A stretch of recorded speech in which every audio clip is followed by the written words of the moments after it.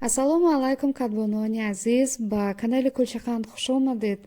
имрӯз тарзи таҳияи самбусаи гиждаро пешниҳод мекунам ва барои хамираш ба мо лозим аст 2 дона тухм, 1 дона зардии тухмро ҷудо карда барои рӯи самбусаҳо мегузорем ва баъдан ба тухмҳо 1 қошуқча намак илова карда хуб лат мезанем. баъди он ба хамирамон ним паймона равған 100 мл равған илова мекунем ва 1 паймона мост ва ба мо 100 грамм маска лозим аст. маскаро об карда хунук карда меандозем ва 1 бастаи нармкунанда, мояи нармкунанда ва ним қошуқча сода лозим аст ва ҳамаро хуб омехта мекунем.